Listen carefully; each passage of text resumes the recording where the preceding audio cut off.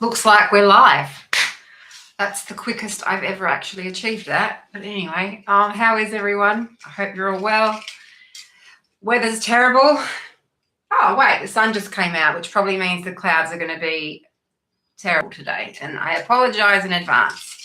I just wanted to pop on. There's so many times that I feel like coming on and then I'm like, nah, you don't need to add fuel to the fire. Everything that's happening, just let it go. But yesterday I was in a live chat of Angenette Levy's. It was her private one, not her crime fix one, but her private one that she does on Saturday or Sunday nights.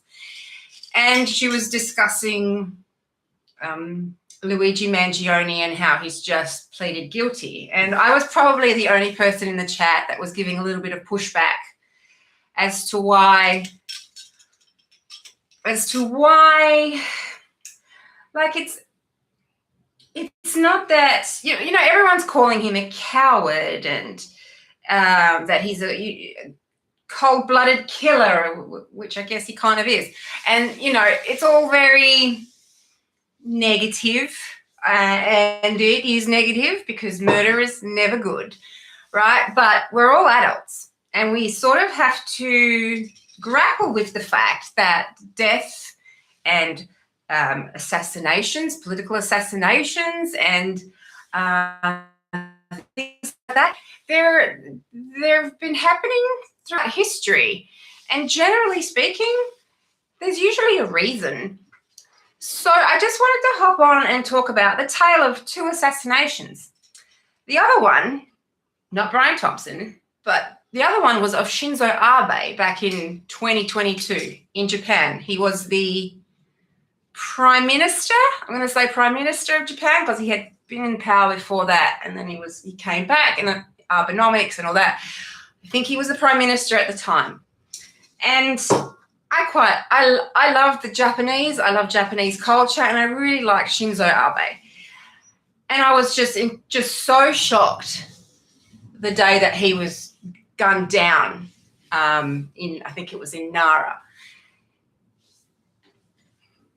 And it turned out that it was I think it was a 40-year-old or 41-year-old man called, oh God, their names are so hard, Tetsuya Yamagami.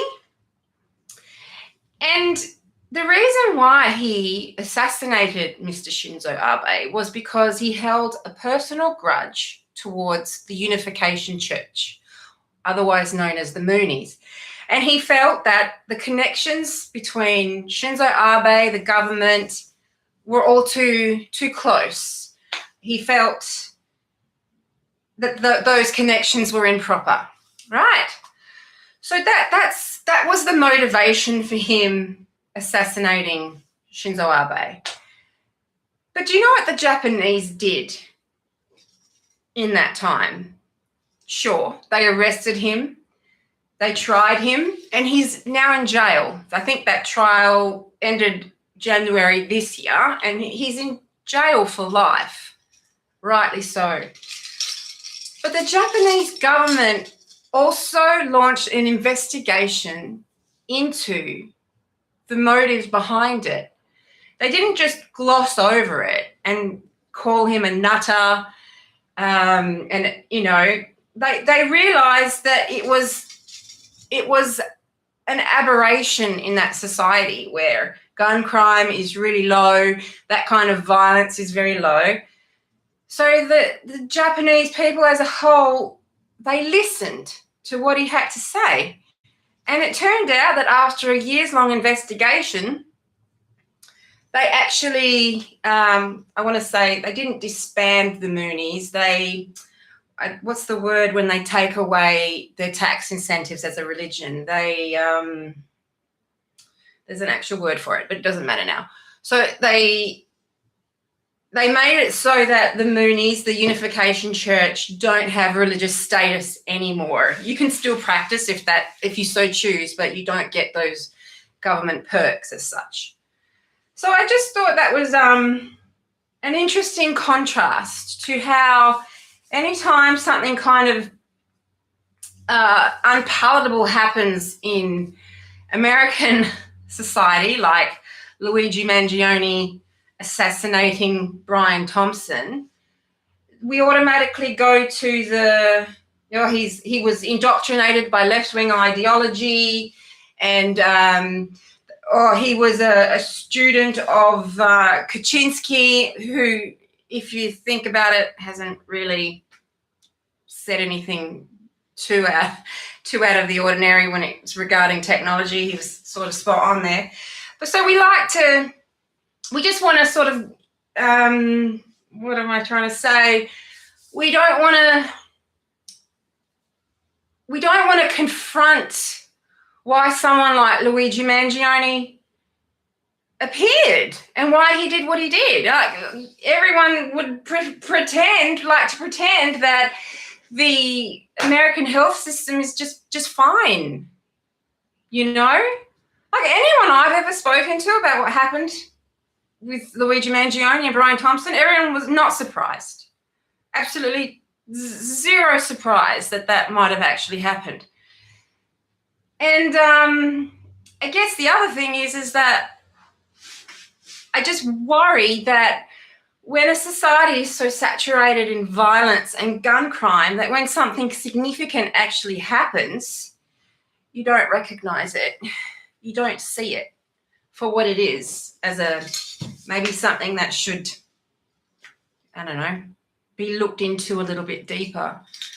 But that's sort of, that is just a sign of the times for most Western societies, Western democracies. They're, as a people in these democracies, we have like a narrative happening. We have this internal monologue, and I'm just using that phrase because I've been watching the Lindsay Clancy trial, and that's a perfect example of what happens when your internal monologue is distorted.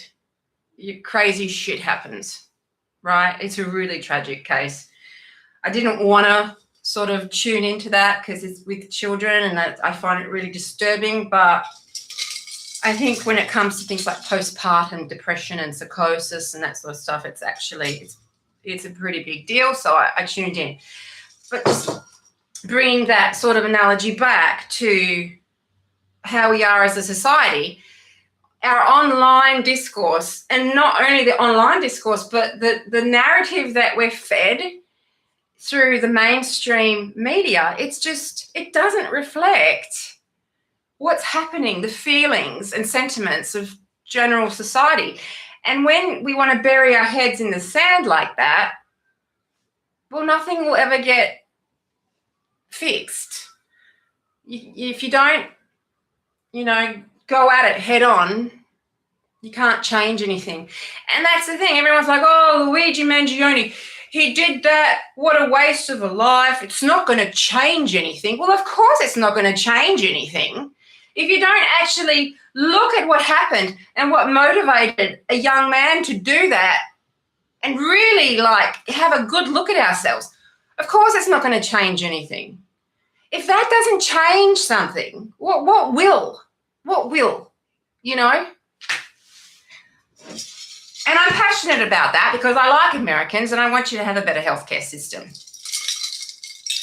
Mine, the one in Australia, it's great-ish. It's been better, but it's still sort of doing its job. Wouldn't want to have to get my knees done or anything, but it's still doing its job if you really need help. So that was mainly what I wanted to come on here for. That's right, Angenette Levy, because I was saying things in the chat, and she just looked straight into the camera and she said something about that's really offensive, and it wasn't aimed at me, but you can just tell that this beautiful soul, who's absolutely sweet as, finds something like what happened to Brian Thompson. It's just a disgrace. It's disgusting. It should never happen. And sure, it shouldn't happen.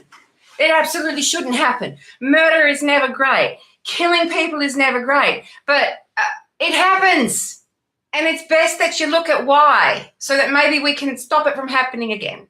So I'm sorry, Angenette, if I offended you in that chat.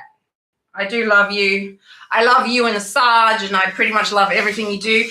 When it comes to journalists, you have integrity. You're a real consummate professional. So that's all I wanted to say. You sort of just, you pricked me that yesterday, and I was like, oh, I don't want Angenette Levy to hate me. So that's why I popped on. The other thing, I guess, like I said, I've been tuning into Lindsay Clancy. That's an absolute tragedy. I really hope at the end of it all, once those ghouls that we're calling prosecutors finish what they're doing, that a shit ton of money is poured into anything to do with postpartum. And we really start looking at what women go through, the changes to their body, the changes to their hormones. And we don't just, tell women to keep sucking it up. And that, when you think about it, the government in this prosecution is telling the jury, this woman, Lindsay Clancy, she didn't like her life anymore, and she didn't want to go back to work. She was too lazy to go to work. So she decided to upend her life and kill her 3 children. That's the kind of discourse you've got going on in your courts. That is basically what they're saying, that she faked the whole thing. It's an absolute disgrace. Lindsay Clancy will never be the same. Absolutely broken woman. And you know what? If I lived in a utopia, that sort of stuff wouldn't happen. But if I lived in a sort of another world, I would take someone like her and put her in a commune or on a farm, a prison farm, where there was gardens, and she could be planting vegetables and trees, and she would be surrounded by animals.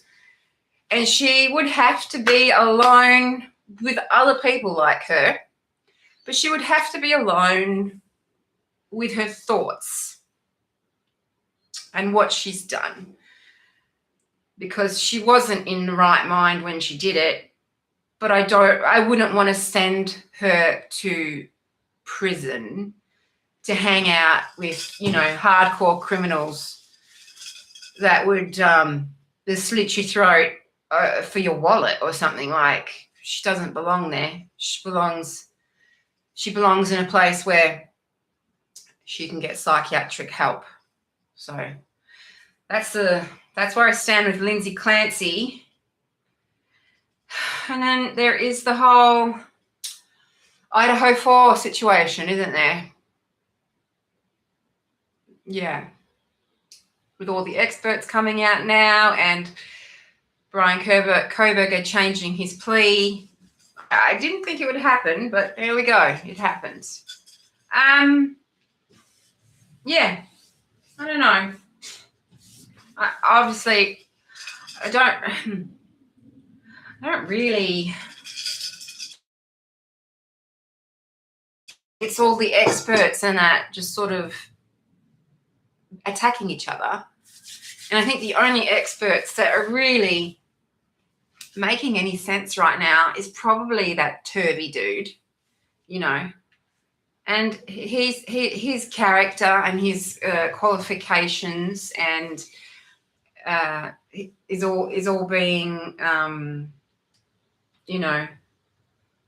attacked by certain sectors, certain people in that sector who obviously know him from way back or don't like what he's saying. And I'm sure Chris Whitcomb is also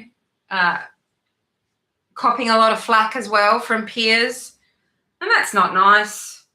This thing never went to trial, so I'm not entirely sure why all of you really smart people out there, what do you know that idiots like me don't know?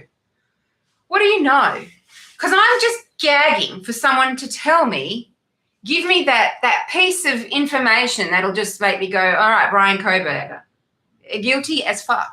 But you're not giving it to me. It's just being left to this Steve Gonsalves, who are, no shade, I have nothing bad to say about that gentleman because, he's lost his daughter. So I'm nothing. But you're leaving it to a grieving father to carry your water. It's not on. It's not on. Either have a trial or release some information. Release Koberger's flippin' interview at least. Can we see what we're dealing with here? Because right now you've given us the Amazon stuff about the K-bar. It's not convincing to me. We've got the white car. The car stuff has never been convincing to me.